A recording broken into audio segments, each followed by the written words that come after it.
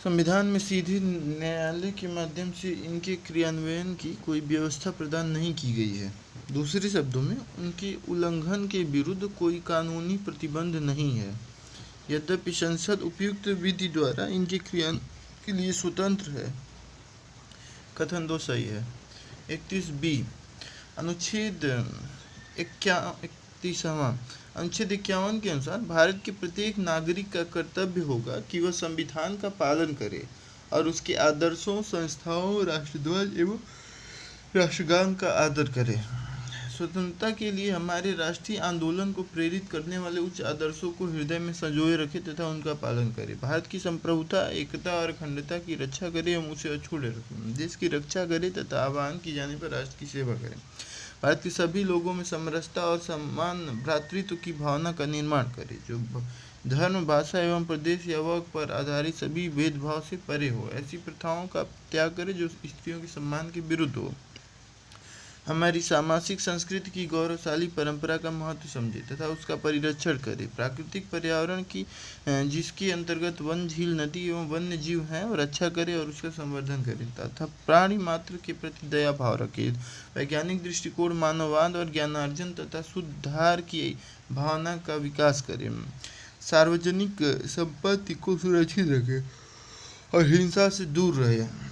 व्यक्तिगत और सामूहिक गतिविधियों के सभी क्षेत्रों में उत्कर्ष की ओर बढ़ने का सतत प्रयास करें, जिससे राष्ट्र निरंतर बढ़ते हुए प्रयत्न एवं उपलब्धियों की नई ऊंचाइयों को छू ले तथा 6 से 14 वर्ष तक की आयु के अपने बच्चों की शिक्षा के अवसर उपलब्ध कराना। मूल कर्तव्यों में 10 कर्तव्यों को 86वें संविधान संशोधन अधिनियम 2002 के माध्यम से जोड़ा गया। कर्तव्यों की सूची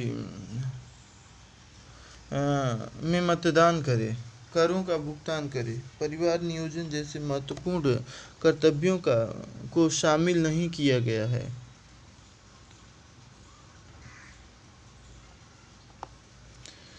बत्तीसवां राष्ट्रीय आपातकाल की उद्घोषणा को इसके जारी होने की तिथि से 1 माह के भीतर संसद के दोनों सदनों द्वारा अनुमोदित किया जाना आवश्यक है। ज्ञातव्य है कि इसकी उद्घोषणा संविधान के अनुच्छेद 352 के तहत वर्णित है। मूल रूप से संसद द्वारा अनुमोदन के लिए दी गई सीमा 2 माह थी, किंतु 1978 के 44वें संशोधन अधिनियम द्वारा इसे कम कर दिया गया। हालांकि यदि आपातकाल की घोषणा ऐसे समय होती है जब लोकसभा का विघटन हो गया हो अथवा लोकसभा का विघटन 1 माह की अवधि के दौरान बिना उद्घोषणा के अनुमोदन के हो गया हो, तब उद्घोषणा लोकसभा के पुनर्गठन के बाद पहली बैठक से 30 दिनों तक जारी रहेगी, जबकि इस बीच राज्यसभा द्वारा इसका अनुमोदन कर दिया गया हो। यदि संसद के दोनों सदनों द्वारा इसका अनुमोदन हो गया हो तो आपातकाल 6 माह तक जारी रहेगा और प्रत्येक 6 माह पर संसद के अनुमोदन द्वारा इसे अनिश्चित काल तक बढ़ाया जा सकता है। आवधिक संसदीय अनुमोदन का यह प्रावधान भी 1978 के 44वें संविधान संशोधन द्वारा जोड़ा गया था। केशवानंद भारतीवाद 1973 में उच्चतम न्यायालय ने गोलकनाथवाद 1967 में दिए गए निर्णय को प्रत्यादिष्ट कर दिया। इसने 24वें संविधान संशोधन अधिनियम 1971 को वैधता को बरकरार रखा और कहा कि संसद को किसी भी मूल अधिकार को सीमित करने या वापस लेने का अधिकार है। साथ ही उच्चतम न्यायालय ने संविधान की मूल संरचना का एक नया सिद्धांत निर्धारित किया। इसने निर्णय दिया कि अनुच्छेद 368 के तहत संसद की संवैधानिक शक्ति इसे संविधान की मूल संरचना को बदलने की शक्ति नहीं देती है। इसका अर्थ यह है कि संसद किसी ऐसे मूल अधिकार को सीमित नहीं कर सकती अथवा वापस नहीं ले सकती जो संविधान की मूल संरचना का भाग है।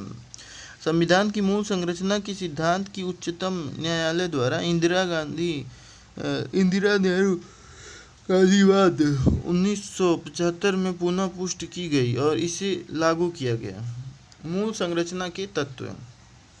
संविधान की सर्वोच्चता। भारतीय राजनीति की संप्रभु, लोकतांत्रिक और गणतांत्रिक प्रकृति, संविधान का पंथ निरपेक्ष चरित्र, विधायिका, कार्यपालिका और न्यायपालिका के बीच शक्तियों का पृथक्करण, संविधान का संघीय स्वरूप, राष्ट्र की एकता और अखंडता, कल्याणकारी राज्य, सामाजिक आर्थिक न्याय, न्यायिक समीक्षा, वैयक्तिक स्वतंत्रता एवं गरिमा, संसदीय प्रणाली, विधि का शासन, मूल अधिकारों और नीति निर्देशक तत्वों के बीच सामंजस्य और संतुलन, समानता का सिद्धांत, स्वतंत्र और निष्पक्ष चुनाव, नगर पालिका की स्वतंत्रता, संविधान के संशोधन करने की संसद की सीमित शक्ति, न्याय तक प्रभावी पहुँच, मूल अधिकारों के अंतर्निहित सिद्धांत या सार तत्व। अनुच्छेद 32, 136, 141 और 142 के तहत उच्चतम न्यायालय को प्राप्त शक्तियाँ।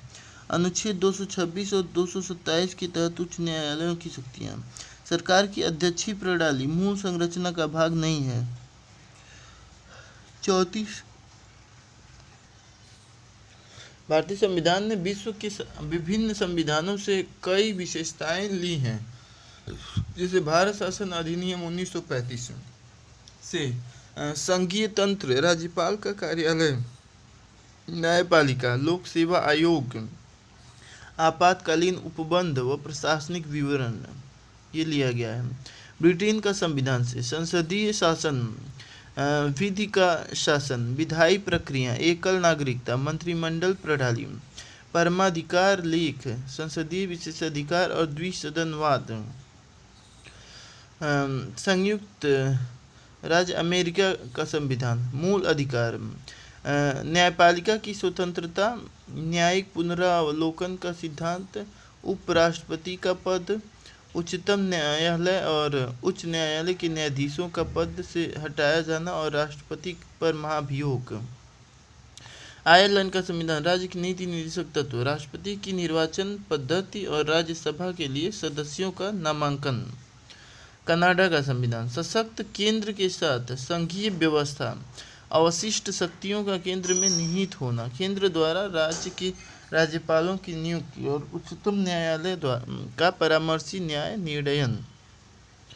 ऑस्ट्रेलिया का संविधान, समवर्ती सूची, व्यापार, वाणिज्य और समागम की स्वतंत्रता, संसद के दोनों सदनों की संयुक्त बैठक भी। जर्मनी का वाइमर संविधान, आपातकाल के समय मूल अधिकारों का स्थगन। संयुक्त सोवियत संघ पूर्व का संविधान, मूल कर्तव्यों और प्रस्तावना में न्याय, सामाजिक, आर्थिक एवं राजनीतिक का आदर्श। फ्रांस का संविधान, गणतंत्रात्मक और प्रस्तावना में स्वतंत्रता, समता और बंधुत्व के आदर्श। दक्षिण अफ्रीका का संविधान, संविधान में संशोधन की प्रक्रिया और राज्यसभा के सदस्यों का निर्वाचन। जापान का संविधान, विधि द्वारा स्थापित प्रक्रिया। 42वें संविधान संशोधन अधिनियम 1976 द्वारा नीति निर्देशक तत्वों की मूल सूची में 4 निर्देशक तत्व जोड़े गए थे। इन निर्देशक तत्वों की राज्य से अपेक्षा रहती है कि बच्चों के विकास के लिए अवसरों को सुरक्षित करना। अनुच्छेद 39 सामान्य न्याय को बढ़ावा देना और गरीबों को निःशुल्क विधिक सहायता प्रदान करना। 39A उद्योगों के प्रबंधन में श्रमिकों की भागीदारी को सुनिश्चित करने के लिए कदम उठाना। अनुच्छेद 43A पर्यावरण का संरक्षण करना और उसे बेहतर बनाना तथा वनों एवं वन्यजीवों की रक्षा करना। अनुच्छेद 48A 44वां संविधान संशोधन अधिनियम 1978 द्वारा एक और निर्देशक तत्व को जोड़ा गया जो राज्य से अपेक्षा रखता है कि वह आय, प्रतिष्ठा, सुविधाओं और अवसरों में असमानताओं को कम करे। अनुच्छेद 38 86वें संविधान संशोधन अधिनियम 2002 के तहत अनुच्छेद 45 की विषय वस्तु को बदल दिया गया और प्राथमिक शिक्षा को अनुच्छेद 21A के तहत एक मूल अधिकार बना दिया गया। संशोधित निर्देशक तत्वों में राज्य से अपेक्षा की गई कि वह प्रारंभिक बाल्यावस्था देखभाल और सभी बच्चों को 6 वर्ष की आयु पूरी करने तथा निःशुल्क शिक्षा उपलब्ध कराएगा। 97वें संविधान संशोधन अधिनियम 2011 द्वारा सहकारी समितियों से संबंधित एक नया निर्देशक तत्व जोड़ा गया। इसके अंतर्गत राज्य से यह अपेक्षा की गई कि वह सहकारी समितियों के स्वैच्छिक गठन, स्वायत्त संचालन, लोकतांत्रिक नियंत्रण और व्यावसायिक प्रबंधन को बढ़ावा देने का प्रयास करेगा। अनुच्छेद 43 भी, इसलिए सी सही है। अनुच्छेद 36, यह अधिनियम भारत में पूर्ण उत्तरदायी सरकार के गठन में एक मील का पत्थर साबित हुआ है। यह एक लंबा और विस्तृत दस्तावेज था जिसमें 321 धाराएं और 10 अनुसूचियां थीं।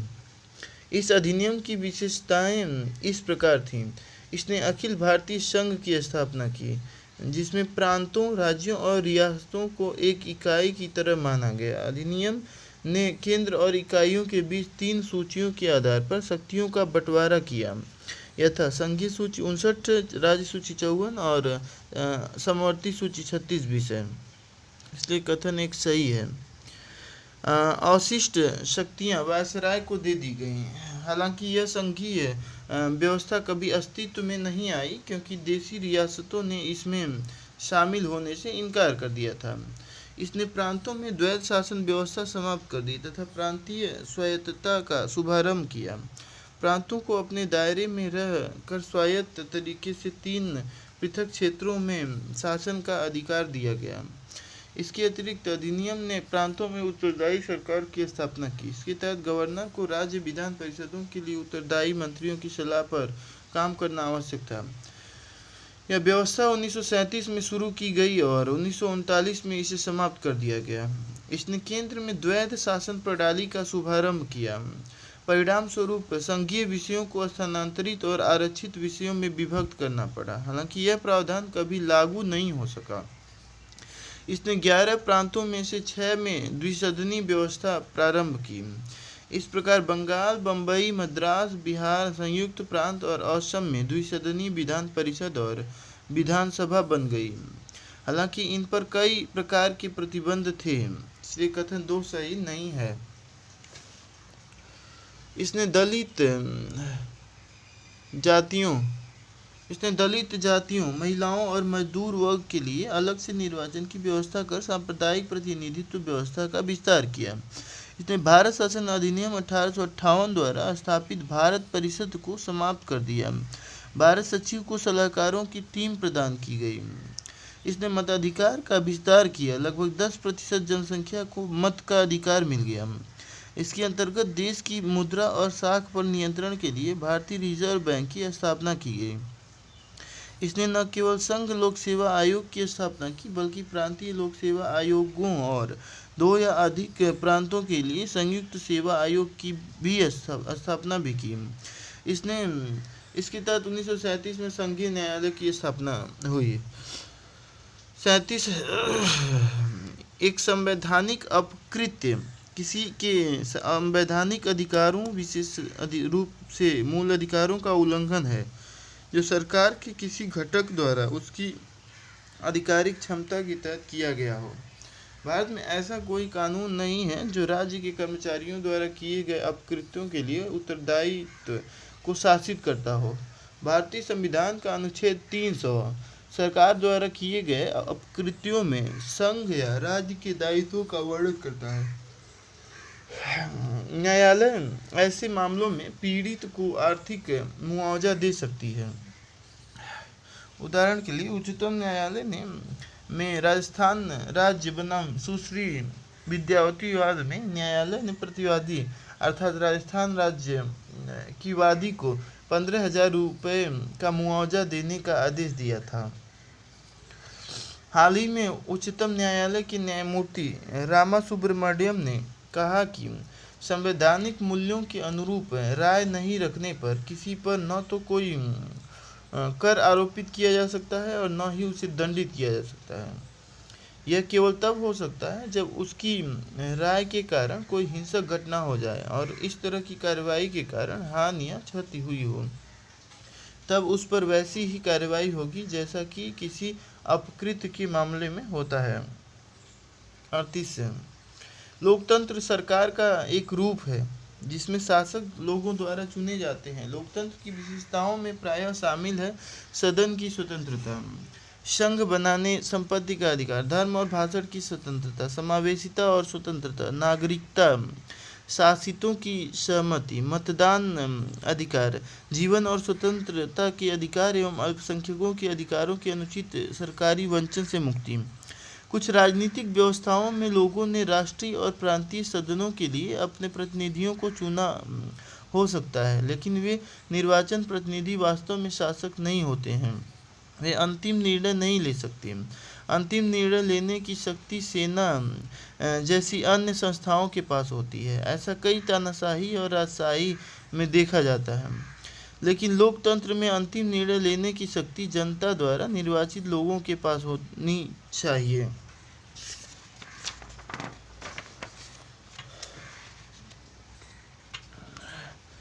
चीन में देश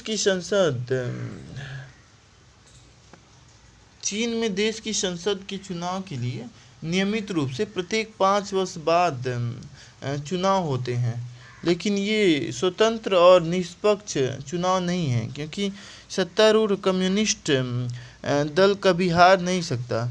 लेकिन लोकतंत्र में सभी को चुनाव लड़ने का समान अवसर मिलना चाहिए और जनता यदि चाहे तो किसी अन्य दल को जीता सके, ऐसे निष्पक्ष अवसर होने चाहिए। इस प्रकार लोकतंत्र में सत्तारूढ़ दल को विपक्षी दलों पर कोई लाभ वरीयता नहीं मिलनी चाहिए और जनता की इच्छा अनुसार सत्तारूढ़ दल को चुनाव हराने के उचित अवसर होने चाहिए। दूसरा सही है, सऊदी अरब में महिलाओं को वोट देने का अधिकार नहीं है। एस्टोनिया ने अपने नागरिकता के नियम इस तरह बनाए हैं कि रूसी अल्पसंख्यक वर्ग के लोगों को वोट देने का अधिकार मिलना कठिन हो जाता है। लोकतंत्र राजनीतिक समानता के मूलभूत सिद्धांत पर आधारित है। लोकतंत्र में राजनीतिक समानता पर जोर दिया जाता है। प्रत्येक वयस्क नागरिक के पास एक वोट होना चाहिए। प्रत्येक वोट का एक मूल्य होना चाहिए। इसलिए कथन 3 सही है। लोकतंत्र में कानून की नज़र में सभी को समान होना चाहिए। लोगों के अधिकारों की रक्षा की जानी चाहिए और संवैधानिक कानून एवं नागरिकों के अधिकारों द्वारा निर्धारित सीमाओं के भीतर एक लोकतांत्रिक सरकार का शासन होना चाहिए। इसलिए चौथा गलत है। 39 उदारवादी बौद्धिक सिद्धांत, इस श्रेणी में उन तत्वों को शामिल किया गया है जो उदारवादिता की विचारधारा से संबंधित हैं। ये तत्व राज्य को निर्देशित करते हैं कि भारत के समस्त राज्य क्षेत्र में नागरिकों के लिए एक समान सिविल संहिता अनुच्छेद 44, सभी बालक को 14 वर्ष की आयु पूरी करने तक निःशुल्क एवं अनिवार्य शिक्षा अनुच्छेद 45, कृषि और पशुपालन को आधुनिक और वैज्ञानिक प्रणालियों से व्यवस्थित करना अनुच्छेद 48, पर्यावरण का संरक्षण तथा संवर्धन और वन तथा वन्य जीवों की रक्षा करना अनुच्छेद 48 है। राष्ट्रीय महत्व वाले घोषित किए गए कलात्मक या ऐतिहासिक अभिरुचि वाले संस्मारक या स्थान या वस्तु का संरक्षण करना 49। राज्य की लोक सेवाओं में न्यायपालिका को कार्यपालिका से अलग करना अनुच्छेद 50। अंतर्राष्ट्रीय शांति और सुरक्षा की अभिवृद्धि करना तथा राष्ट्रों के बीच न्यायपूर्ण एवं सम्मानपूर्ण संबंधों को बनाए रखना, अंतर्राष्ट्रीय विधि और संधि बाध्यताओं के प्रति आदर बढ़ाना और अंतर्राष्ट्रीय विवादों को मध्यस्थ द्वारा निपटाने के लिए प्रोत्साहन देना अनुच्छेद 51। गोवध पर रोक और सहकारी समितियों का प्रचार गांधीवादी विचारधारा से संबंधित है। बच्चों के स्वस्थ विकास के लिए अवसरों को सुरक्षित करना समाजवाद की विचारधारा से संबंधित है। इसलिए भी सही है। 40वां 19वीं सदी में लोकतंत्र के लिए संघर्ष अक्सर राजनीतिक समानता, स्वतंत्रता और न्याय के इर्द गिर्द केंद्रित रहा है। इसकी एक सम्मुख मांग प्रत्येक वयस्क नागरिक को मतदान का अधिकार देने की थी। कई यूरोपीय देश जो अधिक लोकतांत्रिक हो गए थे, उन्होंने भी आरंभिक समय में सभी लोगों को मतदान की अनुमति नहीं दी थी। कुछ देशों में केवल संपन्न लोगों को ही मतदान का अधिकार था। अक्सर महिलाओं को मतदान का अधिकार नहीं होता था। संयुक्त राज्य अमेरिका में 1965 तक अश्वेत व्यक्ति मतदान के अधिकार का उपयोग नहीं कर सकते थे। 1950 में भारत का संविधान लागू हुआ तथा इसके अंतर्गत भारत को लोकतांत्रिक गणराज्य घोषित किया गया था। इसी समय भारत ने अनुच्छेद 326 के तहत अपने नागरिकों को सार्वभौमिक वयस्क मताधिकार भी प्रदान किया था। When was adult franchise granted? देखते हैं कौन कब कब 1893 में न्यूजीलैंड, 1917 में रसिया, 18 में जर्मनी, 19 में नीदरलैंड, 1928 में ब्रिटेन, 31 में श्रीलंका, 34 में तुर्की, 44 में फ्रांस, 45 में जापान और 1950 में इंडिया को मिला था सबको जो है निर्वाचन का अधिकार। 51 में अर्जेंटीना, 52 में ग्रीस, 55 में मलेशिया, 62 में ऑस्ट्रेलिया और 65 में यूएस यानी अमेरिका, 78 में स्पेन और 94 में साउथ अफ्रीका को सबसे लेट मिला था। 41वां 9 दिसंबर 1946 को संविधान सभा की पहली बैठक हुई। 13 दिसंबर 1946 को जवाहरलाल नेहरू ने सभा में ऐतिहासिक उद्देश्य प्रस्ताव पेश किया। इसने संवैधानिक संरचना के मूल सिद्धांतों और दर्शन को निर्धारित किया। इस प्रस्ताव को 22 जनवरी 1947 को सभा द्वारा सर्वसम्मति से स्वीकार कर लिया गया। 3 जून 1947 को भारत के विभाजन के लिए पेश की गई माउंटबेटन योजना को स्वीकारने के बाद अधिकांश रियासतों के प्रतिनिधियों ने संविधान सभा में अपना स्थान ग्रहण कर लिया था। भारतीय डोमिनियन से मुस्लिम लीग के सदस्य भी सभा में शामिल हो गए थे। संविधान सभा को पूरी तरह से संप्रभु निकाय बनाया गया था, जो स्वेच्छा से कोई भी संविधान बना सकती थी। संविधान सभा को 2 अलग अलग कार्य सौंपे गए थे, अर्थात स्वतंत्र भारत के लिए संविधान बनाना और देश के लिए सामान्य कानून लागू करना। जब भी सभा की बैठक संविधान सभा के रूप में होती थी तो इसकी अध्यक्षता डॉक्टर राजेंद्र प्रसाद करते थे तथा जब बैठक बतौर विधायिका होती थी तो इसकी अध्यक्षता जीवी मावलंकर करते थे, इसलिए कथन एक सही नहीं है। पाकिस्तान में शामिल हो चुके क्षेत्रों से संबंधित मुस्लिम लीग के सदस्य भारतीय संविधान सभा से अलग हो गए। इसके परिणाम स्वरूप 1946 में कैबिनेट मिशन योजना द्वारा विधानसभा की मूल रूप से निर्धारित की गई 389 सीटें अब घटकर 299 रह गईं। संविधान के निर्माण और सामान्य कानूनों को लागू करने के अलावा संविधान सभा ने निम्नलिखित कार्य भी किए। इसने मई 1949 में राष्ट्रमंडल में भारत की सदस्यता का सत्यापन किया। इसने 22 जुलाई 1947 को राष्ट्रध्वज अपनाया, 24 जनवरी 1950 को राष्ट्रगान अपनाया, 24 जनवरी 1950 को राष्ट्रगीत को अपनाया, इसलिए कथन 2 सही नहीं है। इसे 24 जनवरी 1950 को डॉक्टर राजेंद्र प्रसाद को भारत के राष्ट्रपति के रूप में चुना। कुल मिलाकर 2 साल 11 महीने और 18 दिनों में संविधान सभा की 11 बैठकें हुईं। 24 जनवरी 1950 को संविधान सभा की अंतिम बैठक हुई थी। इसके बाद सभा ने 26 जनवरी 1950 से 1951-52 में हुए आम चुनावों के बाद बनने वाली नई संसद के गठन तथा भारत की अंतरिम संसद के रूप में काम किया। 42वां 1990 के 65वें संविधान संशोधन अधिनियम के द्वारा अनुसूचित जाति और अनुसूचित जनजाति के लिए एक राष्ट्रीय आयोग की स्थापना की गई थी।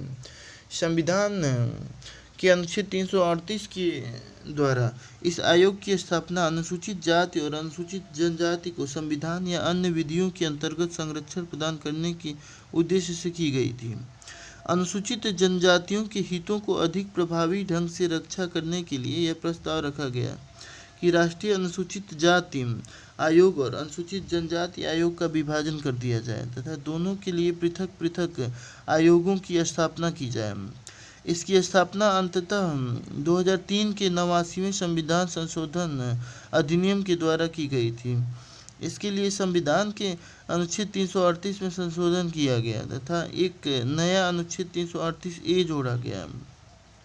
2004 में राष्ट्रीय अनुसूचित जनजाति आयोग अस्तित्व में आया। इसमें एक अध्यक्ष, एक उपाध्यक्ष और 3 अन्य सदस्य होते हैं। उन्हें राष्ट्रपति द्वारा इसके हस्ताक्षर और मुहर सहित आदेश द्वारा नियुक्त किया जाता है। उनकी सेवा शर्तें और कार्यालय का कार्यकाल भी राष्ट्रपति द्वारा निर्धारित किए जाते हैं। कथन एक सही नहीं है। आयोग को अपनी कार्यविधि को विनियमित करने की शक्ति प्राप्त है। आयोग को किसी भी मामले की जांच करते समय या किसी शिकायत की जांच करते समय एक सिविल न्यायालय की सभी शक्तियां प्राप्त होती हैं और विशेष रूप से निम्नलिखित मामलों के संबंध में: भारत के किसी भी हिस्से से किसी भी व्यक्ति को सम्मन करना और हाजिर कराना एवं शपथ पर इसकी जांच करना, किसी दस्तावेज की खोज और पेश करने की अपेक्षा करना, शपथ पत्रों पर साक्ष्य ग्रहण करना, किसी भी अदालत या कार्यालय से किसी भी सार्वजनिक रिकॉर्ड की मांग करना, गवाहों और दस्तावेजों की जांच के लिए समन जारी करना और कोई अन्य मामला जो राष्ट्रपति नियम द्वारा अवधारित करें। 43 घरेलू प्रणालीगत महत्वपूर्ण बैंक DSIB का अर्थ है कि ये बैंक आर्थिक रूप से बहुत महत्वपूर्ण हैं तथा इनके विफल होने की संभावना कम है। भारतीय रिजर्व बैंक के अनुसार कुछ बैंक अपने आकार, अंतर क्षेत्रीय गतिविधियों, सम्मिश्रता और प्रतिस्थापन की कमी तथा अंतर संबद्धता के कारण प्रणालीगत रूप से महत्वपूर्ण हो जाते हैं। जिन बैंकों की संपत्ति सकल घरेलू उत्पाद की 2% से अधिक है, उन्हें इस समूह का हिस्सा माना जाता है। DSIB के ढांचे के अंतर्गत भारतीय रिजर्व बैंक द्वारा DSIB के रूप में नामित बैंकों के नामों का खुलासा किया जाता है तथा इसकी शुरुआत 2015 से की गई थी। इन बैंकों को उनके प्रणालीगत महत्व स्कोर के आधार पर उपयुक्त वर्ग में स्थान दिया जाता है। हाल ही में भारतीय रिजर्व बैंक ने घोषणा की है कि भारतीय स्टेट बैंक, ICICI बैंक और HDFC बैंक को 2003 तक भारत में घरेलू प्रणालीगत महत्वपूर्ण बैंक को DSIB के रूप में जारी रखा जाएगा। 44वां अनुच्छेद 21 में घोषणा की गई है कि विधि द्वारा स्थापित प्रक्रिया के अतिरिक्त किसी भी अन्य प्रकार से किसी व्यक्ति को उसके जीवन या दैहिक स्वतंत्रता से वंचित नहीं किया जाएगा। यह अधिकार भारत के नागरिकों और विदेशी नागरिकों दोनों को प्राप्त है। उच्चतम न्यायालय ने मेनका गांधी मामले के निर्णय को बाद में एक अन्य मामले में पुनः स्थापित किया। इसने अनुच्छेद 21 के हिस्से के रूप में निम्नलिखित अधिकारों की घोषणा की: मानवीय प्रतिष्ठा के साथ जीने का अधिकार, स्वच्छ पर्यावरण का अधिकार, इसके अंतर्गत प्रदूषण रहित जल और वायु का अधिकार एवं हानिकारक उद्योगों के विरुद्ध सुरक्षा शामिल है, जीवन रक्षा का अधिकार, निजता का अधिकार, आश्रय का अधिकार, स्वास्थ्य का अधिकार, 14 वर्ष की आयु तक निःशुल्क शिक्षा का अधिकार, निःशुल्क कानूनी सहायता का अधिकार, एकांत कारावास में बंद होने के विरुद्ध अधिकार, त्वरित सुनवाई का अधिकार, हथकड़ी लगाने के विरुद्ध अधिकार, अमानवीय व्यवहार के विरुद्ध अधिकार, विलंबित फांसी के विरुद्ध अधिकार, विदेश यात्रा करने का अधिकार, बंधुआ मजदूरी करने के विरुद्ध अधिकार, हिरासत में शोषण के विरुद्ध अधिकार, आपातकालीन चिकित्सा सुविधा का अधिकार, सरकारी अस्पतालों में समय पर उचित इलाज का अधिकार, राज्य से बाहर न निकाले जाने का अधिकार, निष्पक्ष सुनवाई का अधिकार, कैदी के लिए जीवन की आवश्यकताओं का अधिकार, महिलाओं के साथ आदर और सम्मानपूर्वक व्यवहार करने का अधिकार, सार्वजनिक फांसी के विरुद्ध अधिकार, पहाड़ी क्षेत्रों में सड़क का अधिकार, सूचना का अधिकार, प्रतिष्ठा का अधिकार, दोष सिद्धि वाले न्यायालय आदेश से अपील का अधिकार, पारिवारिक पेंशन का अधिकार, सामाजिक और आर्थिक न्याय तथा सशक्तिकरण का अधिकार, बारकेटर्स के विरुद्ध अधिकार, जीवन बीमा पॉलिसी के विनियोग का अधिकार, शयन का अधिकार, ध्वनि प्रदूषण से मुक्ति का अधिकार, सतत विकास का अधिकार, अवसर का अधिकार। वाक और अभिव्यक्ति की स्वतंत्रता। अनुच्छेद 19 यह प्रत्येक नागरिक को मौखिक रूप से लेखन, मुद्रण, चित्रण या किसी अन्य तरीके से स्वतंत्र रूप से अपने विचार, राय, विश्वास और धारणा को व्यक्त करने का अधिकार देता है। उच्चतम न्यायालय ने माना कि वाक और अभिव्यक्ति की स्वतंत्रता में निम्नलिखित शामिल हैं: अपने या किसी अन्य के विचारों को प्रसारित करने का अधिकार, प्रेस की स्वतंत्रता, व्यावसायिक विज्ञापनों की स्वतंत्रता, प्रसारण का अधिकार अर्थात सरकार का इलेक्ट्रॉनिक मीडिया पर एक अधिकार नहीं है, किसी राजनीतिक दल या संगठन द्वारा आह्वान किए गए बंद के विरुद्ध अधिकार, सरकारी गतिविधियों की जानकारी का अधिकार, मौन रहने की स्वतंत्रता, अखबार पर प्री सेंसरशिप लगाने के खिलाफ अधिकार, प्रदर्शन या विरोध करने का अधिकार, लेकिन इसमें हड़ताल का अधिकार शामिल नहीं है। राज्य भारत की संप्रभुता और अखंडता, राज्य की सुरक्षा, विदेशी राज्यों के साथ मैत्रीपूर्ण संबंध, सार्वजनिक व्यवस्था, शालीनता या नैतिकता की स्थापना, न्यायालय की अवमानना, मानहानि तथा अपराध में संलिप्तता के आधार पर वाक और अभिव्यक्ति की स्वतंत्रता के प्रयोग पर उचित प्रतिबंध लगा सकता है। 45वां शिक्षा का अधिकार। अनुच्छेद 21 में घोषणा की गई है कि राज्य 6 से 14 वर्ष की आयु के बच्चों को निःशुल्क एवं अनिवार्य शिक्षा उपलब्ध कराएगा। इसका निर्धारण राज्य करेगा। इस प्रकार यह प्रावधान केवल प्रारंभिक शिक्षा को मूल अधिकार बनाता है, न कि उच्च या व्यावसायिक शिक्षा को। यह व्यवस्था 86वें संविधान संशोधन अधिनियम 2002 के अंतर्गत की गई है। यह संशोधन देश में सर्व शिक्षा के लक्ष्य में एक मील का पत्थर साबित हुआ है। सरकार ने यह कदम नागरिकों के अधिकार के मामले में द्वितीय क्रांति की तरह उठाया है। इस संशोधन के पहले भी संविधान के भाग 4 के अनुच्छेद 45 में बच्चों के लिए निःशुल्क एवं अनिवार्य शिक्षा का प्रावधान था। हालांकि निदेशक तत्व होने के कारण यह न्यायालयों द्वारा लागू करने योग्य नहीं था। अब इस संबंध में न्यायिक हस्तक्षेप की गुंजाइश है। इस संशोधन ने नीति निदेशक तत्वों में अनुच्छेद 45 की विषय वस्तु को बदल दिया है। अब इसमें लिखा है कि राज्य 6 वर्ष की आयु पूरी होने तक सभी बच्चों के लिए बचपन की देखभाल और शिक्षा प्रदान करने का प्रयास करेगा।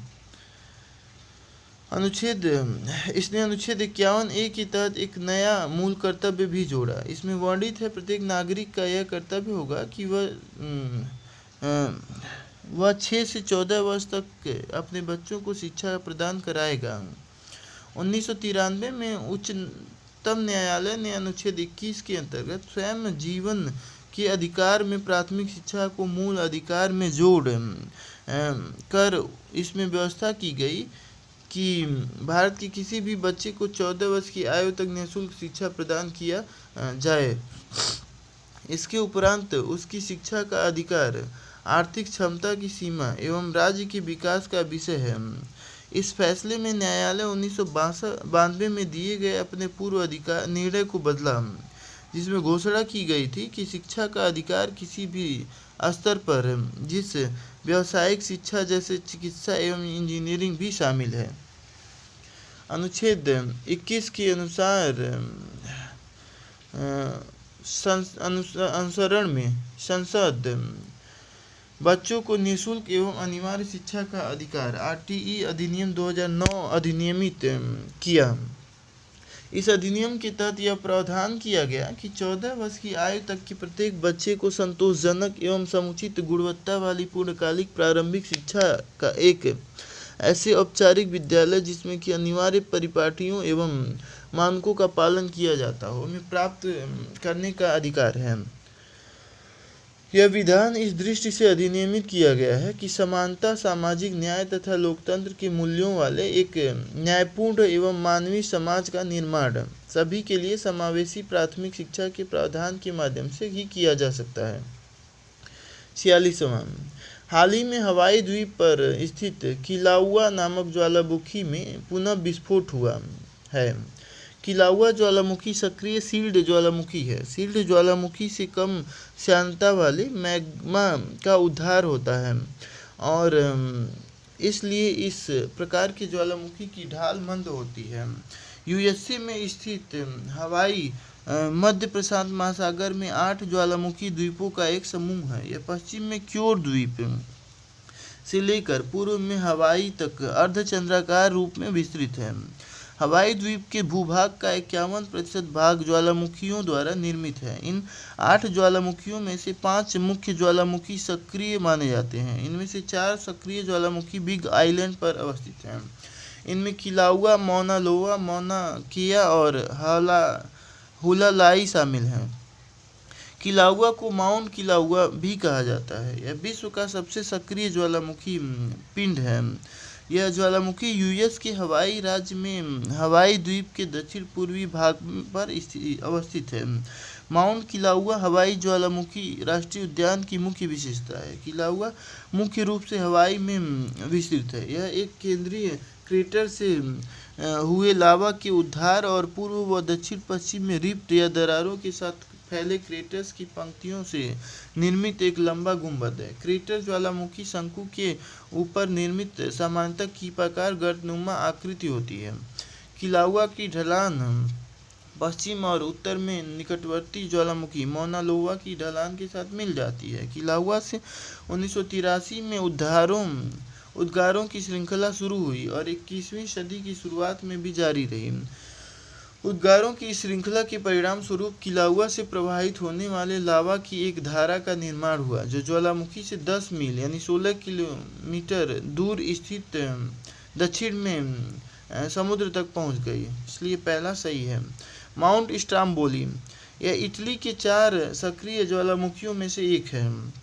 यह 8 वातोड़ द्वीपों में से एक है। ये वातोड़ द्वीप सिसिली के उत्तर में स्थित एक ज्वालामुखी चाप का निर्माण करते हैं। माउंट विसुवियस, यह इटली के कैंपानिया में नेपल्स की खाड़ी में स्थित एक स्ट्रेटो ज्वालामुखी है। यह नेपल्स से लगभग 9 किमी पूर्व में और तट से थोड़ी ही दूरी पर स्थित है। यह कैंपानियन ज्वालामुखी चाप का निर्माण करने वाले ज्वालामुखियों में से एक है। माउंट एटना या एटना, यह मैसीना और कैटेनिया शहरों के बीच कैटेनिया की मेट्रोपॉलिटन सिटी में सिसिली यानी इटली के पूर्वी तट पर स्थित एक सक्रिय स्ट्रेटो ज्वालामुखी है। यह अफ्रीकी प्लेट और यूरेशियन प्लेट के बीच अभिसारी प्लेट के किनारे पर स्थित है। 47वां, भारत अब तक 3 बार यथा 1962, 71 और 75 में राष्ट्रीय आपातकाल की घोषणा की गई है, इसलिए कथन एक सही नहीं है। राष्ट्रीय आपातकाल की पहली घोषणा अक्टूबर 1962 में नॉर्थ ईस्ट फ्रंटियर एजेंसी नेफा अर्थात वर्तमान अरुणाचल प्रदेश में चीनी आक्रमण के कारण की गई थी। यह जनवरी 1968 तक लागू रही। अतः 1965 में पाकिस्तान के विरुद्ध हुए युद्ध में नया आपातकाल जारी करने की आवश्यकता नहीं हुई। राष्ट्रीय आपातकाल की दूसरी उद्घोषणा दिसंबर 1971 में पाकिस्तान के आक्रमण के फलस्वरूप की गई थी। यह आपातकाल 1975 में भी प्रभावी था। तीसरा सही नहीं है। राष्ट्रीय आपातकाल की तीसरी उद्घोषणा जून 1975 में की गई थी। मार्च 1977 में दूसरी तथा तीसरी आपात उद्घोषणाओं वापस ली गईं। पहली 2 आपात घोषणाएं 1962 और 71 बाह्य आक्रमण के आधार पर, जबकि तीसरी आपात उद्घोषणा 1975 आंतरिक उपद्रव के आधार पर थी। कुछ लोग पुलिस और सशस्त्र बलों को उनके दायित्वों तथा नित्य कर्तव्यों के निर्वहन के विरुद्ध भड़का रहे थे। 48 हाल ही में विश्व आर्थिक मंच ने वैश्विक जोखिम रिपोर्ट यह रिपोर्ट प्रकाशित की है। यह रिपोर्ट वैश्विक जोखिम डाटा सर्वेक्षण के आधार पर प्रतिवर्ष प्रकाशित की जाती है। यह रिपोर्ट 5 श्रेणियों यथा आर्थिक, पर्यावरण, भू राजनीतिक, सामाजिक और तकनीकी में विद्यमान प्रमुख जोखिमों पर प्रकाश डालती है।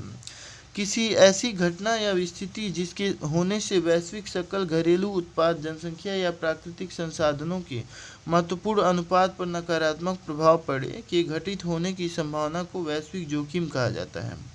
मुख्य निष्कर्ष: भारत के लिए शीर्ष 5 जोखिम: डिजिटल असमानता, संसाधनों के लिए भू राजनीतिक प्रतियोगिता, जीवन यापन की लागत संबंधी संकट, ऋण संकट, प्राकृतिक आपदाएं और लघु एवं मध्यम अवधि में चरम मौसम की घटनाएं हैं। वैश्विक जोखिमों में अगले 2 वर्षों में जीवन यापन की लागत सर्वाधिक प्रभावी रहेगी, जबकि अगले दशक में जलवायु कार्रवाई की विफलता सर्वाधिक प्रभावी रहेगी। कोविड-19 और यूक्रेन युद्ध के परिणाम स्वरूप हुए आर्थिक प्रभावों के कारण मुद्रास्फीति में वृद्धि, मौद्रिक नीतियों का तेजी से मानकीकरण, कम विकास, कम निवेश आदि घटनाएं हुई हैं। कृत्रिम बुद्धिमत्ता, AI, क्वांटम कंप्यूटिंग और जैव प्रौद्योगिकी जैसी तकनीकें असमानता तथा डिजिटल विभाजन में अधिक वृद्धि करेंगी, इसलिए भी सही है। 49वां उद्देशिका: हम भारत के लोग भारत को एक संपूर्ण प्रभुत्व संपन्न समाजवादी पंथ निरपेक्ष लोकतांत्रिक गणराज्य बनाने के लिए तथा उनके सभी नागरिकों के लिए सामाजिक, आर्थिक और राजनीतिक न्याय, विचार अभिव्यक्ति, विश्वास, धर्म और उपासना की स्वतंत्रता, प्रतिष्ठा और अवसर की समानता प्राप्त करने और उन सब में व्यक्ति की गरिमा और राष्ट्र की एकता व अखंडता सुनिश्चित करने वाली बंधुता बढ़ाने के दृढ़ संकल्प होकर अपनी संविधान सभा में आज 26 दिसंबर 1949 को ईस्वी मिति माघ शुक्ला सप्तमी संवत 2006 विक्रमी को एतद द्वारा इस संविधान को अंगीकृत, अधिनियमित और आत्मार्पित करते हैं। संविधान के स्रोत: उद्देशिका में मौलिक कर्तव्यों और न्याय के आदर्शों, सामाजिक, आर्थिक और राजनीतिक को सोवियत संविधान USSR वर्तमान में रूस से लिया गया है। प्रस्तावना में गणतंत्र और स्वतंत्रता, समानता व बंधुता के आदर्शों को फ्रांसीसी संविधान से लिया गया है। सार्वजनिक निगमों के लेखा परीक्षण में नियंत्रक एवं महालेखा परीक्षक की भूमिका सीमित होती है। सार्वजनिक निगमों के साथ उनका संबंध मुख्य रूप से निम्नलिखित 3 श्रेणियों में आता है। कुछ निगमों का लेखा परीक्षण पूर्णतः और प्रत्यक्षतः कैग द्वारा किया जाता है। उदाहरण के लिए दामोदर घाटी निगम, तेल और प्राकृतिक गैस आयोग आदि। दूसरा सही है। कुछ अन्य निगमों का लेखा परीक्षण निजी पेशेवर लेखा परीक्षकों द्वारा किया जाता है। इन पेशेवरों को कैग के परामर्श से केंद्र सरकार द्वारा नियुक्त किया जाता है। जरूरत पड़ने पर कैग पूरक लेखा परीक्षण कर सकता है। इसके उदाहरण केंद्रीय भंडारण निगम, औद्योगिक वित्त निगम और अन्य हैं। कुछ अन्य निगम पूरी तरह से निजी लेखा परीक्षण पर निर्भर होते हैं। दूसरे शब्दों में उनका लेखा परीक्षण विशेष रूप से निजी पेशेवर लेखा परीक्षकों द्वारा किया जाता है और इसमें कैग की कोई भूमिका नहीं होती है। वे अपनी वार्षिक रिपोर्ट और लेखों को सीधे संसद को प्रस्तुत करते हैं। ऐसे निगमों में मुख्यतः भारतीय जीवन बीमा निगम, भारतीय रिजर्व बैंक, भारतीय स्टेट बैंक, भारतीय खाद्य निगम और अन्य शामिल हैं। इसलिए 1, 3, 4 सही नहीं है। सरकारी कंपनियों के लेखा परीक्षण में भी कैग की भूमिका सीमित होती है। उनका लेखा परीक्षण निजी लेखा परीक्षकों द्वारा किया जाता है, जिन्हें कैग की सलाह पर सरकार द्वारा नियुक्त किया जाता है। कैग ऐसी कंपनियों का पूरक लेखा परीक्षण या टेस्ट ऑडिट भी कर सकता है। 51 हाल ही में centre for research on energy and clean air यानी कि CREA द्वारा एक रिपोर्ट जारी की गई है। इसके अनुसार राष्ट्रीय स्वच्छ वायु कार्यक्रम NCAP की शुरुआत के 4 वर्ष बाद विगत वर्ष की तुलना में वित्त वर्ष 21-22 में 31 शहरों में से केवल 49 में वायु की गुणवत्ता में सुधार हुआ है। ज्ञातव्य है कि वायु प्रदूषण पर अंकुश लगाने के लिए एनसीएपी भारत की पहली राष्ट्रीय नीति है। यह इस रिपोर्ट के अनुसार एनसीएपी के तहत जारी किए गए कुल धन का 50% से भी कम उपयोग किया गया है। प्राण का पूर्ण रूप गैर प्राप्ति वाले शहरों में वायु प्रदूषण के विनियमन के लिए पोर्टल है। राष्ट्रीय स्वच्छ वायु कार्यक्रम एनसीएपी के कार्यान्वयन की निगरानी के लिए निर्मित एक पोर्टल है। यह शहर की वायु कार्य योजना के कार्यान्वयन की भौतिक और वित्तीय स्थिति की निगरानी करेगा। साथ ही यह एनसीएपी के तहत किए जाने वाले वायु गुणवत्ता प्रबंधन प्रयासों की जानकारी जनता तक पहुंचाने में भी सहायता प्रदान करेगा। यह एनसीएपी कार्यक्रम के विवरण, प्रगति, शहर की कार्य योजनाओं, शहर, राज्य, राष्ट्रीय स्तर की एजेंसियों द्वारा किए जा रहे हैं। कार्यान्वयन संबंधी अपडेट वायु गुणवत्ता डेटा और प्रवृत्तियों आदि से संबंधित व्यापक जानकारी प्रदान करेगा। साथ ही यह जनता को वायु गुणवत्ता की जानकारी भी प्रदान करेगा। एनसीएपी के बारे में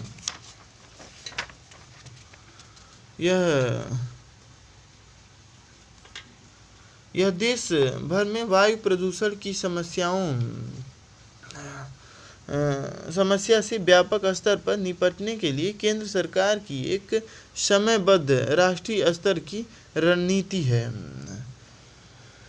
इसे वर्ष 2019 में प्रारंभ किया गया था। इसका लक्ष्य 131 शहरों में 2026 तक आधार वर्ष 2017 के स्तर से पार्टिकुलेट मैटर यानी कि पीएम की सांद्रता में 40% की कमी करना है।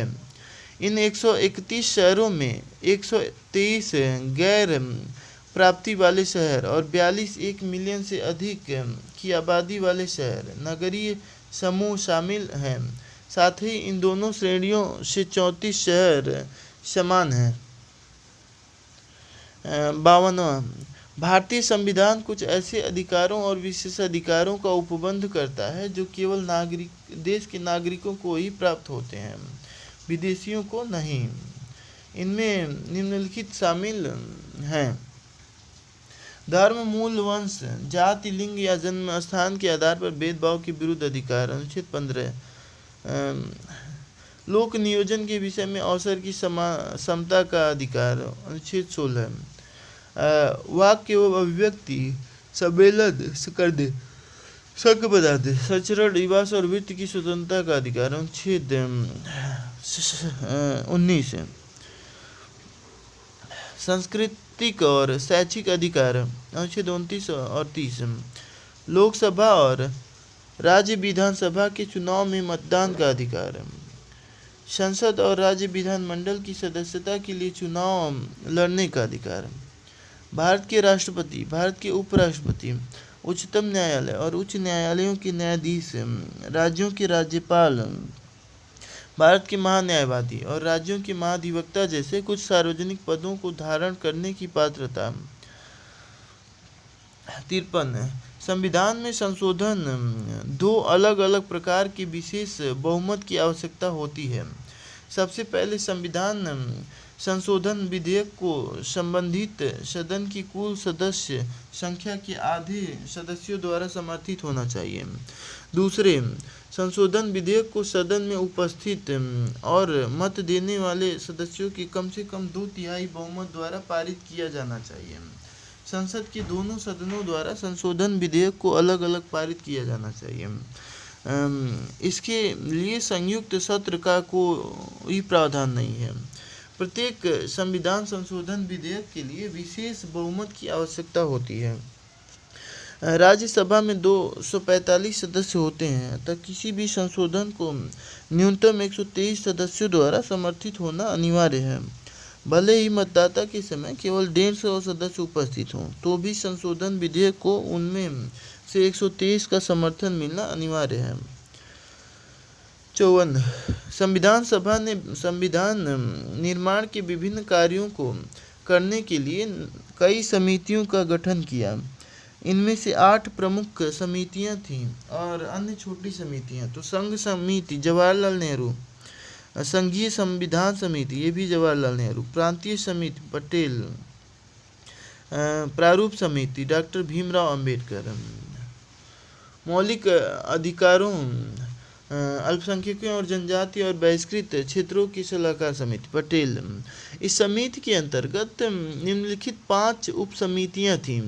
मौलिक अधिकार उप समिति जेबी कृपलानी, अल्पसंख्यक उप समिति एचसी मुखर्जी, पूर्वोत्तर सीमांत जनजातीय क्षेत्र असम को छोड़कर तथा आंशिक रूप से छोड़े गए क्षेत्र के लिए उप समिति गोपीनाथ बारदोलई, छोड़े गए आंशिक रूप से छोड़े गए क्षेत्रों असम के अतिरिक्त अन्य उप समिति एवी ठक्कर, उत्तर पश्चिम फ्रंटियर जनजातीय क्षेत्र उप समिति, प्रक्रिया नियम समिति डॉक्टर राजेंद्र प्रसाद, राज्यों के लिए समिति, राज्यों के साथ बातचीत या समझौता करने वाली समिति जवाहरलाल नेहरू, संचालन समिति डॉक्टर राजेंद्र प्रसाद। 55 संस्कृति और शिक्षा संबंधी अधिकार, अल्पसंख्यक वर्गों के हितों का संरक्षण। अनुच्छेद 29 यह उपबंध करता है कि भारत के किसी भाग के निवासी नागरिकों के किसी भी अनुभाग को जिसकी अपनी विशेष भाषा, लिपि या संस्कृति है उसे बनाए रखने का अधिकार होगा। इसके अलावा राज्य द्वारा पोषित या राज्य निधि से सहायता प्राप्त किसी शिक्षा संस्था में प्रवेश से किसी भी नागरिक को केवल धर्म, मूल वंश, जाति या भाषा के आधार पर वंचित नहीं किया जाएगा। पहला प्रावधान एक समूह के अधिकार की रक्षा करता है, जबकि दूसरा प्रावधान नागरिक के व्यक्तिगत सम्मान के अधिकार की गारंटी देता है, चाहे वह किसी भी समुदाय से संबद्ध हो। अनुच्छेद 29 धार्मिक अल्पसंख्यक वर्गों के साथ भाषाई अल्पसंख्यक वर्गों दोनों को संरक्षण प्रदान करता है। हालांकि उच्चतम न्यायालय ने यह माना कि इस अनुच्छेद का दायरा अनिवार्य रूप से केवल अल्पसंख्यक वर्गों तक ही सीमित नहीं है, जैसा कि आमतौर पर माना जाता है। ऐसा इसलिए क्योंकि इस अनुच्छेद में नागरिकों के अनुभाग पद का उपयोग किया गया है, जिसमें अल्पसंख्यक के साथ साथ बहुसंख्यक वर्ग भी शामिल हैं। उच्चतम न्यायालय ने यह भी माना कि भाषा के संरक्षण के अधिकार में भाषा के संरक्षण हेतु आंदोलन करने का अधिकार भी शामिल है। इसलिए नागरिकों के अनुभाग की भाषा के संरक्षण हेतु किए गए राजनीतिक भाषण या वायदे लोक प्रतिनिधित्व अधिनियम 1951 के तहत भ्रष्ट आचरण के दायरे में नहीं आते हैं। शिक्षा संस्थाओं की स्थापना और प्रशासन करने का अल्पसंख्यक वर्गों का अधिकार। अनुच्छेद 30 अल्पसंख्यक वर्गों को चाहे वे धार्मिक हों या भाषाई दोनों को निम्नलिखित अधिकार प्रदान करता है। सभी अल्पसंख्यकों को अपनी रुचि के शिक्षा संस्थाओं की स्थापना करने और उनका प्रशासन करने का अधिकार होगा। अल्पसंख्यक शैक्षणिक संस्थान की किसी भी संपत्ति के अनिवार्य अर्जन के लिए राज्य द्वारा अनिर्धारित मुआवजे की राशि उनके लिए गारंटीकृत अधिकार को प्रतिबंधित या निरस्त नहीं करेगी। इस संबंध में अल्पसंख्यक वर्गों के अधिकारों की रक्षा के लिए 44वें संविधान संशोधन अधिनियम 1978 द्वारा यह प्रावधान जोड़ा गया था। इस अधिनियम ने संपत्ति के अधिकार को मूल अधिकार से निरसित कर दिया था। अनुच्छेद 31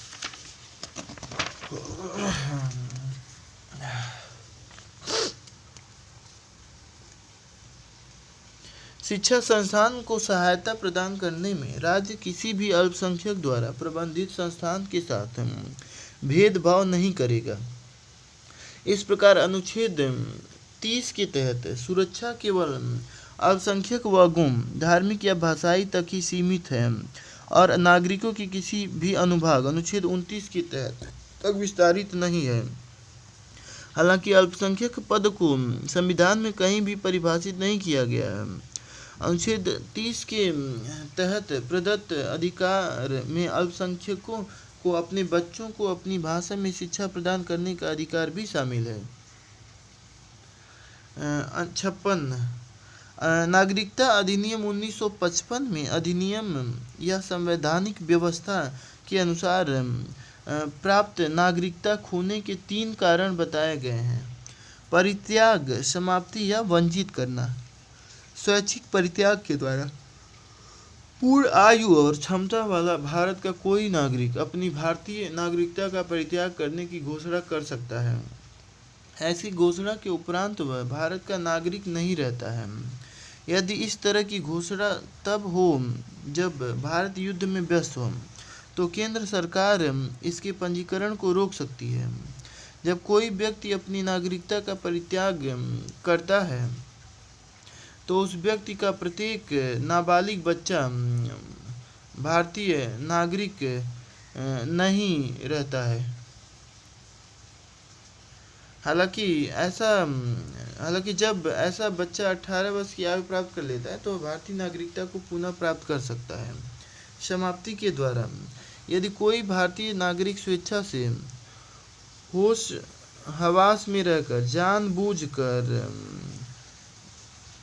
बिना किसी दबाव, अनुचित प्रभाव या व्यवस्था के किसी अन्य देश की नागरिकता ग्रहण कर लेता है, तो उसकी भारतीय नागरिकता स्वयं समाप्त हो जाएगी। दूसरा सही है। हालांकि यह व्यवस्था तब लागू नहीं होगी जब भारत युद्ध में व्यस्त हो। वंचित करने के द्वारा केंद्र सरकार द्वारा भारतीय नागरिकता को आवश्यक रूप से समाप्त करना होगा। यदि नागरिकता फर्जी तरीके से प्राप्त की गई है, नागरिक ने संविधान का अनादर किया हो, नागरिक ने युद्ध के दौरान शत्रु के साथ गैरकानूनी रूप से संबंध स्थापित किया हो, या उसे राष्ट्र विरोधी सूचना दी हो। पंजीकरण या प्राकृतिक नागरिकता के 5 वर्ष के दौरान नागरिक को किसी देश में 2 वर्ष की कैद हुई हो, नागरिक सामान्य रूप से 7 वर्षों से भारत के बाहर रहा हो। 57वां मानव अधिकार संरक्षण अधिनियम 1993। न केवल राष्ट्रीय मानव अधिकार आयोग NHRC बल्कि राज्य स्तर पर राज्य मानव अधिकार आयोग SHRC के गठन का भी प्रावधान करता है। तदनुसार 26 राज्यों ने आधिकारिक राजपत्र अधिसूचनाओं के माध्यम से राज्य मानव अधिकार आयोगों का गठन किया है।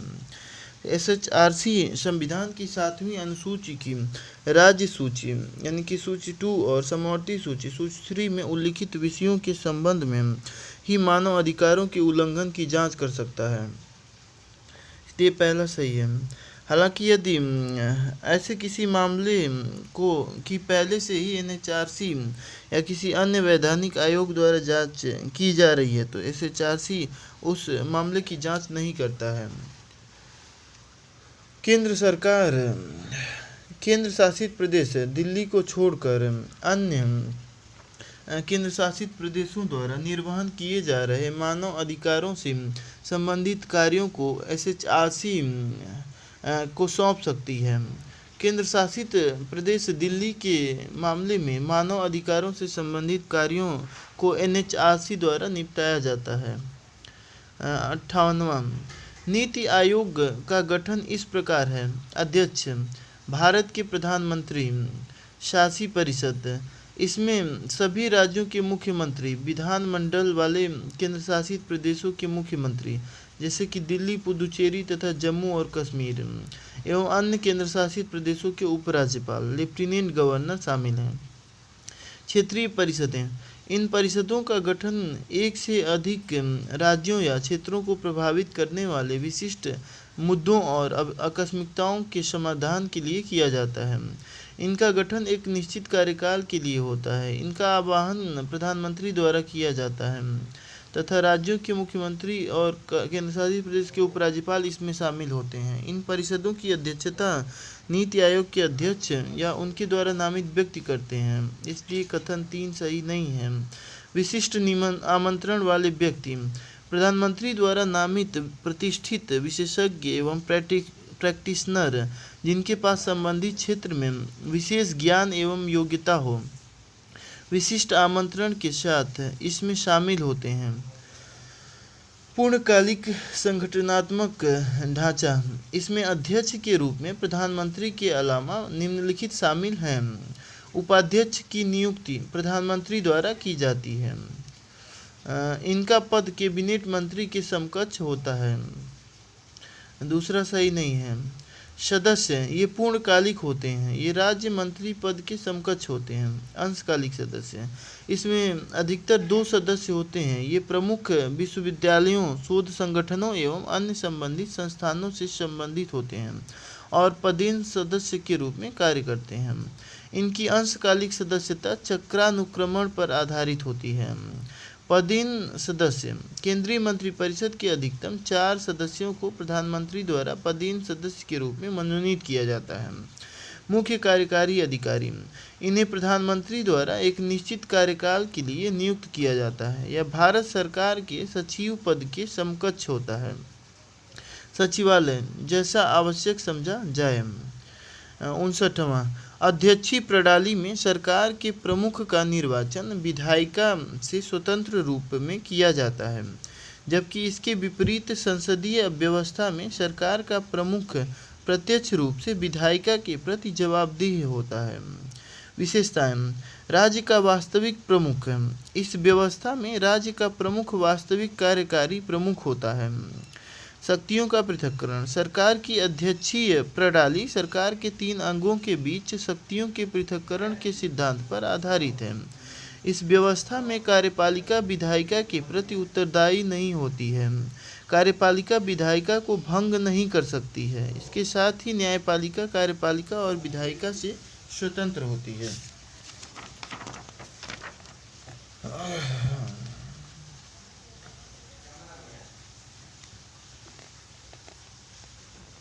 नियंत्रण और संतुलन का सिद्धांत है। इस व्यवस्था के अंतर्गत सरकार के सभी तीनों अंग एक दूसरे से अलग होते हैं, लेकिन सभी एक दूसरे पर नियंत्रण बनाए रखते हैं। इनके साथ ही ये एक दूसरे की उनकी शक्तियों और कार्यों के किसी भी प्रकार के उल्लंघन से रोकते हैं।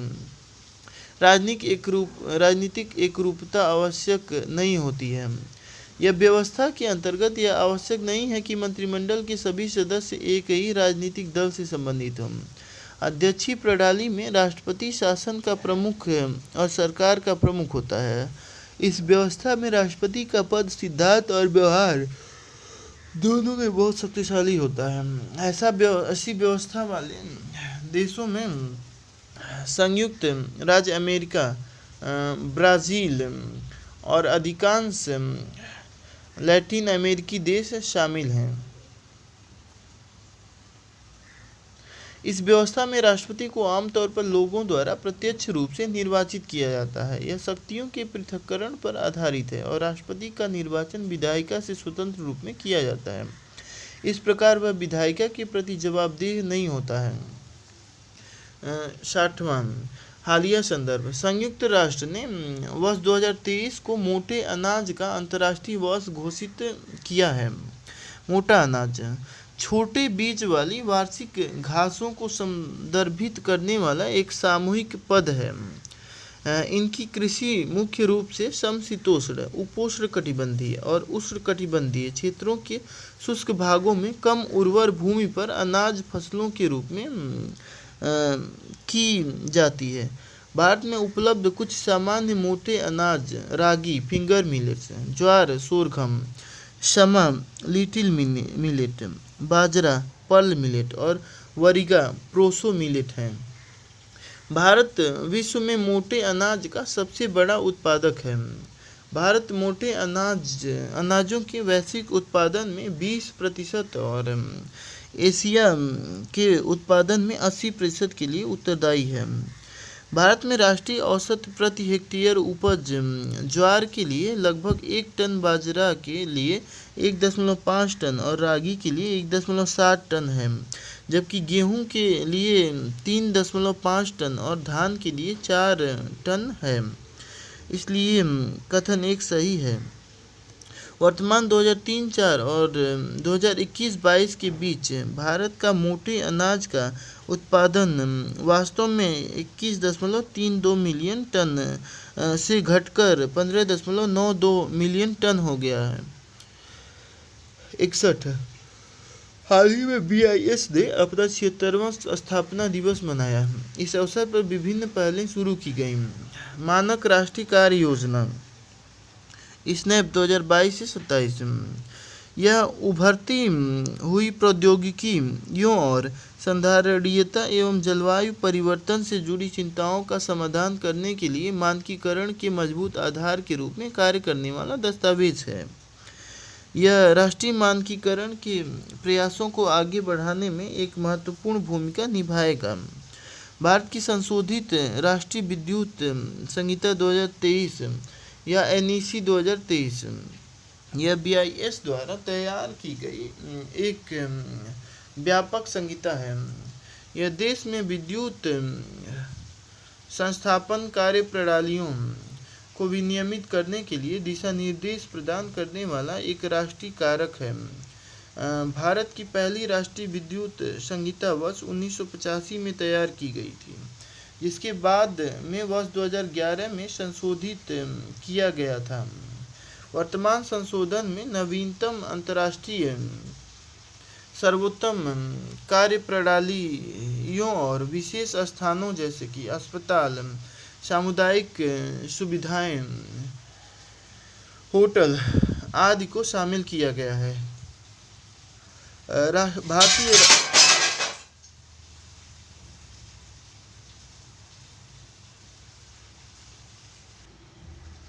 भारतीय राष्ट्रीय भवन संहिता NBC 2016 पर पुनर्विचार की कार्यवाही।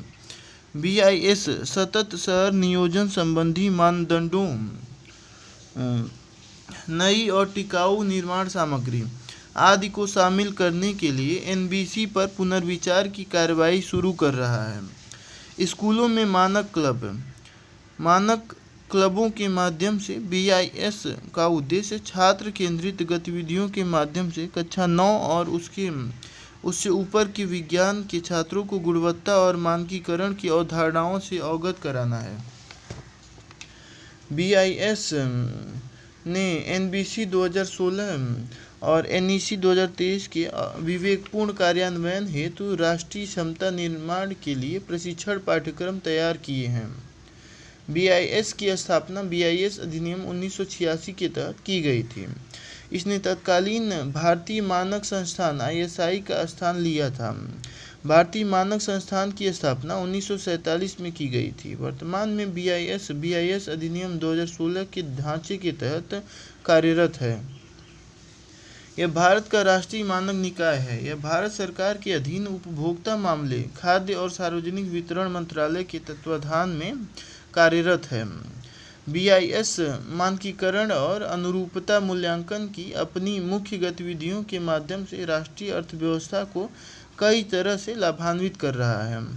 यह सुरक्षित एवं विश्वसनीय और गुणवत्तापूर्ण उत्पाद प्रदान करता है, उपभोक्ताओं के स्वास्थ्य संबंधी जोखिम को कम करता है, पर्यावरण का संरक्षण करता है, निर्यात एवं आयात विकल्पों को प्रोत्साहित करता है, किस्मों के प्रसार को नियंत्रित करता है इत्यादि। राष्ट्रीय अन्वेषण अभिकरण संशोधन अधिनियम 2019 की विभिन्न विशेषताएं या प्रावधान इस प्रकार हैं। इसके द्वारा NIA अधिनियम के प्रावधानों को उन व्यक्तियों पर भी लागू किया गया है जो भारत के बाहर भारतीय नागरिकों के विरुद्ध या भारत के हितों को प्रभावित करने वाला कोई अनुचित अपराध करते हैं। इसमें प्रावधान किया गया है कि NIA के अधिकारियों के पास न केवल भारत में बल्कि भारत के बाहर भी अपराधों की जांच के संबंध में पुलिस अधिकारियों द्वारा प्रयोग की जाने वाली समान शक्तियां, कर्तव्य, विशेषाधिकार और दायित्व होंगे। इसके तहत केंद्र सरकार को भारत के बाहर किए गए किसी अनुचित अपराध के संबंध में NIA को भारत में किए गए अपराध के समान ही मामला दर्ज करने और जांच करने का निर्देश देने का अधिकार प्रदान किया गया। इसमें प्रावधान किया गया है कि केंद्र सरकार और राज्य सरकारें NIA अधिनियम के तहत अपराधों की सुनवाई करने के लिए सत्र न्यायालयों को विशेष न्यायालय के रूप में नामित कर सकती है। इसके द्वारा NIA अधिनियम की अनुसूची में कुछ नए अपराधों को भी शामिल किया गया। यह अधिनियम संपूर्ण भारत में विस्तारित है और यह निम्नलिखित पर भी लागू होता है। भारत के बाहर भारत के नागरिकों पर, सरकार की सेवा में कार्यरत व्यक्तियों पर, चाहे वे कहीं भी हों, भारत में पंजीकृत जहाज़ों और विमानों में यात्रा कर रहे व्यक्तियों पर, चाहे वे कहीं भी हों, और उन व्यक्तियों पर जो भारत के बाहर किसी भारतीय नागरिक के विरुद्ध अनुचित अपराध करते हैं या भारत के हितों को प्रभावित करते हैं। 63 संघवाद सरकार की एक व्यवस्था है जिसमें शक्तियों का विभाजन केंद्र और देश की विभिन्न घटक इकाइयों के बीच होता है। सामान्य तौर पर एक संघीय व्यवस्था में सरकार के दो स्तर होते हैं। इनमें से एक संपूर्ण देश की सरकार होती है जो सामान्य तौर पर साझा राष्ट्रीय हित के कुछ विषयों के लिए उत्तरदायी होती है, जबकि दूसरी अन्य प्रांतों या राज्यों के स्तर पर गठित सरकारें होती हैं जो अपने प्रांत राज्य के दिन प्रतिदिन के प्रशासन का संचालन करती हैं। सरकार के ये दोनों स्तर एक दूसरे से स्वतंत्र रहते हुए अपनी शक्तियों का प्रयोग करते हैं। भारतीय संविधान की संघीय विशेषताएं। द्वैध शासन पद्धति। संविधान एक द्वैध शासन पद्धति स्थापित करता है जिसमें केंद्र में संघ और परिधि पर राज्य शामिल हैं। संविधान द्वारा प्रत्येक को क्रमशः अपने क्षेत्रों में प्रयोग करने के लिए संप्रभु शक्तियां प्रदान की गई हैं। केंद्र सरकार राष्ट्रीय महत्व के मामलों जैसे रक्षा, विदेश, मुद्रा, संचार आदि को देखती है। दूसरी ओर राज्य सरकारें क्षेत्रीय और स्थानीय महत्व के मुद्दों को देखती हैं, जैसे सार्वजनिक व्यवस्था, कृषि, स्वास्थ्य, स्थानीय सरकार आदि। लिखित संविधान यह केंद्र और राज्य दोनों सरकारों की संरचना, संगठन, शक्तियों और कार्यों को निर्धारित करता है। इसके साथ ही यह उन सीमाओं को निर्धारित करता है जिनके भीतर उन्हें कार्य करना चाहिए। इस प्रकार यह दोनों सरकारों के बीच गलतफहमी और असहमति को उत्पन्न नहीं होने देता है। शक्तियों का विभाजन। संविधान में केंद्र और राज्यों के बीच शक्तियों को विभाजित किया गया है। इसके तहत 7वीं अनुसूची में संघ सूची, राज्य सूची और समवर्ती सूची उपबंधित की गई है। संविधान की सर्वोच्चता। संविधान देश का सर्वोच्च या उच्चतम कानून है। केंद्र और राज्यों द्वारा अधिनियमित कानूनों को इसके प्रावधानों के अनुरूप होना चाहिए। कठोर संविधान। संविधान द्वारा स्थापित शक्तियों के विभाजन के साथ साथ संविधान की सर्वोच्चता को तभी बनाए रखा जा सकता है जब संविधान में संशोधन की प्रक्रिया कठोर हो। इसलिए संविधान इस सीमा तक कठोर है कि संघीय ढांचे से संबंधित प्रावधान केवल केंद्र एवं राज्य सरकारों की समान संस्तुति से ही संशोधित किए जा सकते हैं। स्वतंत्र न्यायपालिका। संविधान दो उद्देश्यों के लिए उच्चतम न्यायालय के नेतृत्व में एक स्वतंत्र न्यायपालिका का गठन करता है। एक अपनी न्यायिक समीक्षा के अधिकार का प्रयोग करके संविधान की सर्वोच्चता को स्थापित करना, और दूसरा केंद्र और राज्यों के बीच अथवा एक से अधिक राज्यों के बीच उत्पन्न विवादों का निपटान करना। द्विसदनीय। संविधान के तहत द्विसदनीय विधायिका की स्थापना का प्रावधान किया गया है, जिसमें एक उच्च सदन राज्यसभा और एक निम्न सदन लोकसभा शामिल है। राज्यसभा भारतीय संघ के राज्यों का प्रतिनिधित्व करती है, जबकि लोकसभा पूर्ण रूप से भारत के लोगों का प्रतिनिधित्व करती है। एकीकृत न्यायपालिका भारतीय संविधान की एकात्मक विशेषता है। भारतीय संविधान द्वारा शीर्ष पर उच्चतम न्यायालय और इसके नीचे राज्य उच्च न्यायालयों के साथ एक एकीकृत न्यायिक प्रणाली की स्थापना की गई है। न्यायालयों की यह एकल व्यवस्था केंद्र एवं राज्य दोनों कानूनों पर लागू होती है। दूसरी ओर अमेरिका में न्यायालयों की एक दोहरी व्यवस्था है, जिसके तहत संघीय कानून संघीय न्यायपालिका द्वारा और राज्य के कानून राज्य न्यायपालिका द्वारा लागू किए जाते हैं।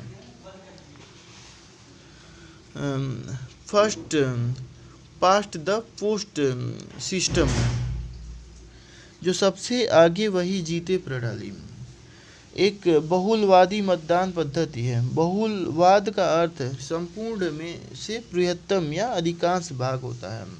यह अर्थ बहुमत के अर्थ से भिन्न होता है। बहुमत का सामान्य अर्थ संपूर्ण में से आधे से अधिक होता है। एफटीपी के तहत सर्वाधिक मत पाने वाले उम्मीदवार, जरूरी नहीं कि उसे बहुमत प्राप्त हो, को चुना जाता है। संविधान में राज्यसभा के सदस्यों के चुनाव के मामले में आनुपातिक प्रतिनिधित्व प्रणाली को अपनाया गया है। हालांकि लोकसभा के मामले में ऐसी किसी प्रणाली को प्राथमिकता नहीं दी गई है। लोकसभा के सदस्यों के चुनाव के लिए एफपीटीपी क्षेत्रीय प्रतिनिधित्व को अपनाया गया है, इसलिए कथन एक सही नहीं है। इस प्रणाली के तहत विधायिका का प्रत्येक सदस्य एक भौगोलिक क्षेत्र का प्रतिनिधित्व करता है, जिसे एक निर्वाचन क्षेत्र के रूप में माना जाता है। प्रत्येक निर्वाचन क्षेत्र से केवल एक प्रतिनिधि चुना जाता है, इसलिए ऐसे निर्वाचन क्षेत्र को एकल सदस्यीय निर्वाचन क्षेत्र के रूप में जाना जाता है। इस प्रणाली में बहुमत प्राप्त करने वाले उम्मीदवार को निर्वाचित घोषित किया जाता है। निर्वाचित होने के लिए कुल मतों का 50% प्राप्त करने की आवश्यकता नहीं होती है। प्रतिनिधित्व की यह साधारण बहुमत प्रणाली सभी मतदाताओं का प्रतिनिधित्व नहीं करती। अन्य शब्दों में, यह अल्पसंख्यकों छोटे समूहों के लिए यथोचित प्रतिनिधित्व को सुनिश्चित नहीं करती है। आनुपातिक प्रतिनिधित्व प्रणाली का उद्देश्य क्षेत्रीय प्रतिनिधित्व के दोषों को दूर करना है। इस व्यवस्था में सभी वर्गों को उनकी संख्या के अनुपात में प्रतिनिधित्व मिलता है, यहाँ तक कि जनसंख्या के सबसे छोटे वर्ग को भी विधायिका में प्रतिनिधित्व का यथोचित हिस्सा प्राप्त होता है। आनुपातिक प्रतिनिधित्व दो प्रकार के होते हैं, अर्थात एकल संक्रमणीय मत प्रणाली और सूची प्रणाली। भारत में राज्यसभा और राज्य विधान परिषद के सदस्यों के चुनाव के लिए राष्ट्रपति एवं उपराष्ट्रपति के चुनाव के लिए एकल संक्रमणीय मत प्रणाली को अपनाया जाता है। 65वां, नीति निर्देशक तत्वों के क्रियान्वयन के लिए 1950 से ही केंद्र और राज्यों में उत्तरवर्ती सरकारों ने कई अधिनियम बनाए हैं, जैसे बोनस संदाय अधिनियम 1965, ठेका विनियमन और उत्साधन अधिनियम 1970, बालक श्रम प्रतिषेध और विनियमन अधिनियम 1986, श्रमिक वर्गों के हितों की रक्षा के लिए बंधित श्रम पद्धति उत्साधन अधिनियम 1976। वर्ष 2006 में सरकार ने बाल श्रम को प्रतिबंधित कर दिया। 2016 में बालक श्रम प्रतिषेध और विनियमन अधिनियम 1986 का नाम बदलकर बाल एवं किशोर श्रम प्रतिषेध एवं विनियमन अधिनियम 1986 कर दिया गया। महिला श्रमिकों के हितों की रक्षा के लिए प्रसूति प्रसुविधा अधिनियम 1961 और समान पारिश्रमिक अधिनियम 1976 बनाए गए हैं। 66वां, राष्ट्रीय मानवाधिकार आयोग NHRC एक बहुसदस्यीय निकाय है, जिसमें एक अध्यक्ष और 5 सदस्य शामिल होते हैं। आयोग का अध्यक्ष भारत का एक सेवानिवृत्त मुख्य न्यायाधीश या उच्चतम न्यायालय का न्यायाधीश होना चाहिए। इसके सदस्यों में एक उच्चतम न्यायालय का कार्यरत या सेवानिवृत्त न्यायाधीश, एक उच्च न्यायालय का कार्यरत या सेवानिवृत्त मुख्य न्यायाधीश और 3 ऐसे अन्य व्यक्ति जिनमें से कम एक महिला सदस्य शामिल होने चाहिए, जिन्हें मानवाधिकारों के संबंध में ज्ञान या व्यवहारिक अनुभव प्राप्त हो। इसे पूर्णकालिक सदस्यों के अलावा आयोग में 7 पदेन सदस्य भी शामिल होते हैं। राष्ट्रीय अल्पसंख्यक आयोग के अध्यक्ष, राष्ट्रीय अनुसूचित जाति आयोग के अध्यक्ष, राष्ट्रीय अनुसूचित जनजाति आयोग के अध्यक्ष, राष्ट्रीय महिला आयोग के अध्यक्ष, राष्ट्रीय पिछड़ा वर्ग आयोग के अध्यक्ष और राष्ट्रीय बाल अधिकार संरक्षण आयोग के अध्यक्ष और दिव्यांग जन व्यक्तियों के लिए मुख्य आयुक्त, यानी कि सब 3, 4, 5 सही हैं। 67वां,